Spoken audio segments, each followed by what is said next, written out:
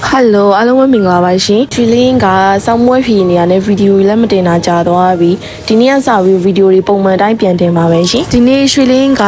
းစားကျင်တာလေးတွေအမေစားကျင်တာလေးတွေဘာတွေချက်စားမှလဲဆိုတော့ရွှေလင်းရဲ့ဗီဒီယိုလေးကိုဆုံးအောင်ကြည့်ပေးပါအောင်ရှင်။ရွှေလင်းရဲ့အမေကခရမ်းသီးနဲ့စားကျင်တယ်တဲ့။သူစားကျင်တဲ့ခရမ်းသီးနဲ့ကပုံမှန်တိုင်းပစုံချောင်းနဲ့ပဲကြော်တာမဟုတ်ဘဲနဲ့ငပိရီလိုမျိုးရခိုင်ချက်အရသာလေးစားကျင်တယ်ဆိုလို့ရခိုင်ချက်အရသာစစ်မဟုတ်ပင်မဲ့ငပိလေးထည့်ပြီးတော့နှက်ပါမယ်။ရိုးစိမ့်စားငပိကိုရေပြောထားလိုက်ပါမယ်ရှင်။ကြက်သွန်စီတက်ပြီးတော့စနွေးမုံလေးထည့်ထားကြက်သွားပြီဆိုလို့ရှိရင်ခက်ကြမ်းခက်ကြီးလေးလိထားတဲ့ခရမ်းသီးလေးထည့်ပါမယ်။အရသာအတွက်ကဟင်းညိုမုံပဲထည့်ပါမယ်။အစိမ့်နဲ့နံမှာဆိုလို့ကြက်သွန်မျိုးထည့်ပါမယ်။ပစုံညောင်းထည့်ပါမယ်။နောက်ပြီးတော့ရေဖြော်ထားတဲ့ငပိရည်လေးထည့်ပါမယ်။စားလုံးဝမထည့်ပါဘူးရှင်။ငပိနဲ့ပစုံညောင်းထည့်ထားလို့ပါရှင်။ရွှေလင်းရဲ့အမေကအဲ့လိုပဲလိုင်းမော်အနေနဲ့ဟင်းချက်နီးကြီးကြည့်ရဲပြီးရင်သူစားခြင်းနဲ့ဟင်းချက်နီးဆိုလို့ရှင်ဒီလိုလေးစားခြင်းနဲ့ချက်ပေးပါဆိုပြီးတော့ချက်ခိုင်းတယ်။ရွှေလင်းကလည်းသူပြောတဲ့အတိုင်းနေလိုက်ချက်တယ်။ဒါမှမဟုတ်ဘလိုပဲချက်ပါအမေကသူ့လက်ရာကိုတော့မမီသေးဘူးလို့ပြောပါတယ်ရှင်။ခရမ်းသီးကိုရေမထည့်ပဲနဲ့နှက်ထားလိုက်ပါတယ်။ခရမ်းသီးလေးနှက်ထားတဲ့အချိန်မှာရွှေလင်းကဒီနေ့အိမ်မှာဖျားပွဲလဲရမှာနဲ့အုံငပြောလဲပါတယ်။အိမ်ကိစ္စနဲ့ပတ်သက်တာဆိုသူများကိုလောက်ခိုင်းတဲ့ကိုယ့်အကိုလောက်ရတာကိုပဲစိတ်ကြည်ပါတယ်ရှင်ဖျားပွဲလေးလဲနေတော့မှ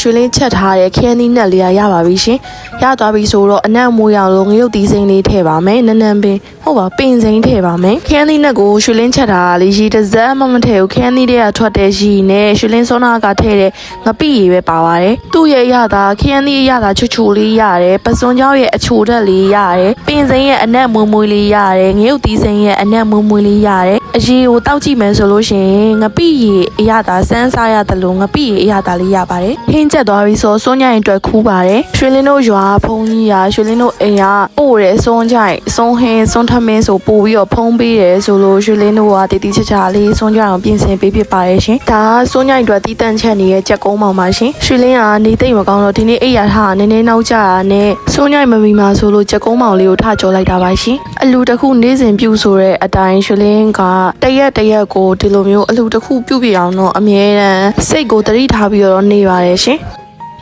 ်နောက်ပြီးတော့ရွှေလင်းကနေသိမ့်မကောင်းတော့ဘာစားနေတာလဲဆိုတော့ချင်းလေးနဲ့ငယ်တော့စားခဲ့တဲ့အရာဒါချင်းမောင်ကျော်လေးစားချင်တာပါချင်းမောင်ကျော်ကတော့ကြော်နေကြတိုင်းခင်းရင်ဒီကြက်တော့ငပိစီတက်ပြီးသွားပြီဆိုလို့ရှိရင်စနွေးမုံလေးထည့်ပါမယ်နောက်ပြီးတော့မြစ်ထည့်ပါမယ်ပစုံကြောက်တွေအများကြီးထည့်ပါမယ်ထည့်ထားတဲ့မြစ်လေးကနည်းနည်းလေးမာနေရတဲ့ရီလေးနဲ့နည်းနည်းလုံးလိုက်ပါအောင်မယ်ရှင်ချင်းမောင်ရမှာဆိုလို့ရှိရင်ဗမာချင်းမောင်ကြားချင်းမောင်အသေးလေးတွေကပို့ပြီးတော့စားလို့ကောင်းပါရဲ့ရှင်ဒါကတော့ရိုးချင်းမောင်မှာအရွက်ကြီးတွေကအကြီးကြီးနဲ့နည်းနည်းကျန်းနေလို့ရွှေလင်းကကကြီးနဲ့ကြိုက်ပြီးတော့မှထည့်ကြောပါမယ်ရှည်လေးနည်းနည်းခမ်းပြီးတော့မြစ်လေးနည်းနည်းဣလာပြီးဆိုလို့ရှိရင်ရွှေလင်းကကကြီးနဲ့ကြိုက်ထားတဲ့ချင်းမောင်ရက်လေးထည့်ပါမယ်ချင်းမောင်ရက်ကြော်တာဘာမှထူးဆန်းထွေလာဘာမှမပါဘူးဆိုပေမဲ့ချင်းမောင်ရက်ကိုတော့မှအဖြစ်ရှိအောင်မကြော်ရတဲ့ညီမလေးတွေမမတွေအတွက်ချင်းမောင်ရက်ကြော်နီးလေးကိုထည့်ပေးလိုက်တာပါနော်ချင်းမောင်ရက်လေးနိုးတော့အဖုံးလေးဖုံးထားပြီးတော့9မိနစ်လောက်နေတော့ချင်းမောင်ရက်ကြော်ရသွားပါပြီရှင်အနံ့မူရောင်လို့ပင်စိမ်းလေးခတ်လိုက်ပါမယ်နန်းမင်းခတ်ချင်လဲရပါရဲ့ရှင်ရွှေလင်းရဲ့ငငယ်တုန်းကနေစားခဲ့ရတဲ့အမေကြော်ကျွေးရဲ့ချင်းမောင်ကြော်လေးအရသာတိုင်းတော့ဒါလေးကတော်လေးစင်တူမိပါတူပါတယ်ရှင်ဟင်းချက်တဲ့နေရာမှာထင်းမီကိုတုံးပြီးတော့ချက်တဲ့ဟင်းကပို့ပြီးတော့မွေးတယ်ပို့ပြီးတော့အရသာရှိတယ်ပို့ပြီးတော့စားကောင်းတယ်လို့ရွှေလင်းရဲ့အကိုတယောက်ကပြောပူပါတယ်ရှင်အရသာရှိရစားခြင်းနဲ့ဆိုလို့ရှိရင်ထင်းမီထိုးရအောင်ထင်းမီမွေးရအောင်တော့အရင်ကျင့်ထားဖို့လိုပါတယ်နော်ဘာချက်မလဲစဉ်းစားနေနဲ့ငဖယ်ငါးလေးလာအောင်လို့အမေကငဖယ်ငါးလေးစားမယ်ဆိုတာနဲ့ချက်ပါမယ်ရွှေလင်းကငါးတော့မကင်တဲ့ဘူးအမေဘယ်လိုစားကျင်တာလဲလို့မေးတော့အမေကငဖယ်ငါးကိုချစ်စရာမလိုငါ့ကိုတပြားရိုက်ပြီးတော့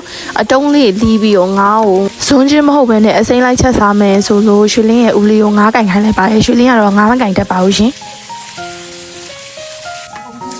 အရင်ဆုံးစီပူလာပြီဆိုလို့ရှိရင်ကြက်တုံလေးကိုထည့်ပြီးတော့စီရင်တက်ပါမယ်ရှင်ပြီးတော့မှခရမ်းညင်သီးထည့်ပါမယ်အရသာအတွက်ကစားချိုမုံထည့်ပါမယ်ရှင်နောက်ပြီးတော့အစိမ်းနဲ့မနံအောင်လို့ရွှေလင်းကစနွေးမုံလေးထည့်ပါမယ်နော်ဒါလေးကရွှေလင်းတို့နဲ့အနီးဆုံးဖြစ်တဲ့ရွာငန်းအနေနဲ့ဝယ်ထားတဲ့ရှမ်းပဲပုတ်လေးပါရှင်ရှမ်းပဲပုတ်လေးကိုဂျူးလေးနဲ့ကြော်ပါမယ်စီတက်ထားလေးနည်းနည်းနှုံးပြီဆိုလို့ရှိရင်ငဖယ်ငါးလေးကိုထည့်ပါမယ်အညီနဲ့နံမှာဆိုလို့ကြက်တုံပြူတွေအများကြီးထောင်းထည့်ထားပါရဲ့ရှင်ရွှေလင်း9ချက်နေတော့မှအမေကဒူးနာနေတော့မထနိုင်တော့သူထိုင်ပြီးတော့လုံနိုင်တဲ့ပဲပုတ်ကလေးကိုကကြီးလေးနဲ့ကိုက်ပြီးထားပါတယ်ရှင်ငဖယ်9အိုးကိုမိဖို့ရဲ့အလဲကောင်အိုးမှာပြောင်းလိုက်ပြီးတော့ရွှေလင်းကဒီဘက်မှာဂျူးနဲ့ပဲပုတ်လေးကိုစကြော်ပါမယ်